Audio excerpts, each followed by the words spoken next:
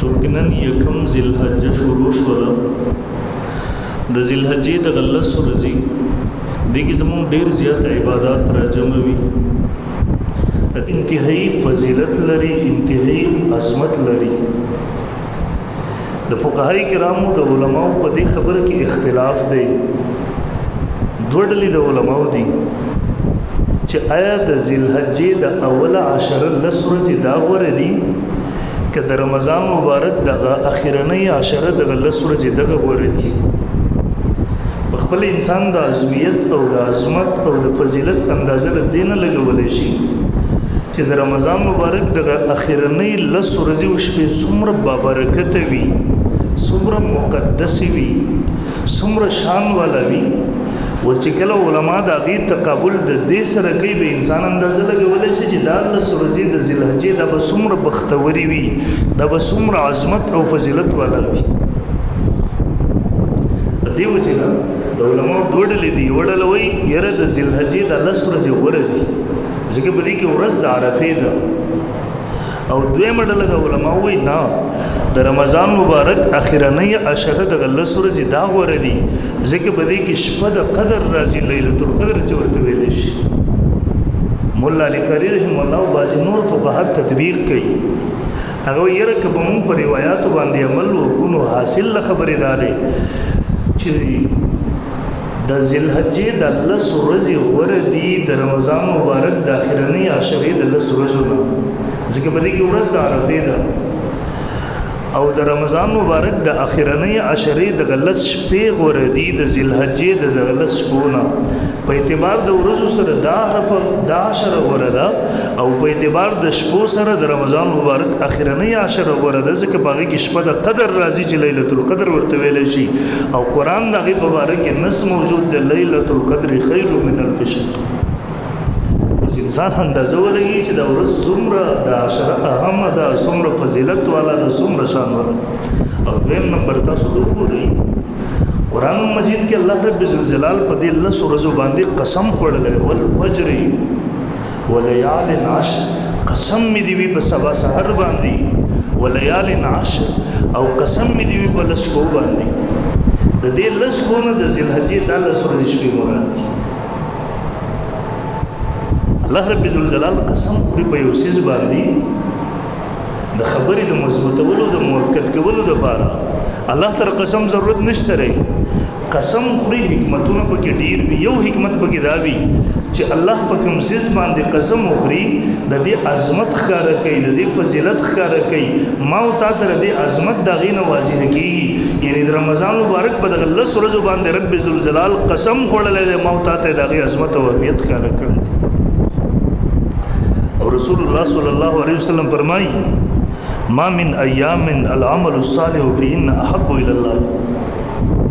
نشتره په ورځو کې داسې ورځې چې نیک عمل پاګه کې زیات غوره وي الله رب ذوالجلال ته من هذه الايام العشر دي د دې 10 ورځو د دې 10 ورځو علاوه دغه سي ورځې نشتره چې پاګه کې نیک اعمال الله ته زیات غوره وي د دې 10 ورځو نیک عملونه الله ته ډیر غوړه دي د نور ورځو په مقابله کې صحابه ته پوښتنه وکړه ولل جهاد فی سبیل الله د الله رسول د الله په لار کې جهاد هم یعنی جهاد چې مجاهد جهاد کې د الله په لار کې دشمن سره جنگي یقینا دته د هیڅ چا جره او سبب نه رسي د الله رسول د دغه نم دا غوړه ده په دې ورځو کې نیک عمل کول رسول الله صلی الله علیه وسلم ورته جواب یعنی سره په عام ورځو کې په دې ورځو کې نه په دې ورځ کې جهاد هم یو عمل دی غم غوړه کیږي بیا الله پیغمبر په عام ورځو کې یو مجاهد جهاد کوي په دې ورځو کې یو مسلمان نیک عمل کوي اې دې نیک عمل ته د هغه مجاهد جهاد هم نه رسیږي الله رسول ورته فرمایي ول جهاد فی سبیل او جهاد هم الله په لار کې پر نور ورځو کې چې انسان کوي دا غینه د یو مؤمن بنده د ذی‌الحجې د 10 ورځو د نیک عمل دا وره به فرمایل الا رجل خرج بنفسه وماله فلم يرجع من ذلك بشيء ها هغه کس چې په عام ورځو کې د جهاد ته لاړ شي د خپل ځان سره جهاد کوي بدن سره خپل لاس او خپل سره خپل بدن سره او خپل مال هم د الله په لار کې خرج کړي دی واپس را نشي مال هم ختم شي دیم شهید شي نو بیا خو ښکاره خبره ده چې هغه د عام ورځو هغه اجر ته بل څوک نشي رسېدلی د بل ورځې مطلب د حدیث دا دی په دې ورځو کې چې انسان یو نیک عمل کوي دې عمل ته الله دومره فضیلت ورکړی دی چې په عام ورځو کې د یو مجاهد د جهاد نه هم دا زیات اجر لري هم په دې ورځو کې مجاهد جهاد کوي بیا خو هغه هم په غوره ورځو کې هغه جهاد کوي نو هغې ته هم عظمت او فضیلت بیا زیات حاصلېږي او دې وجه په دې ورځو کې علما فرمایي ذکر اذکار صدقات منځونه تکبیرات د دې زیات اهتمام کول پکار دا د نهم ذی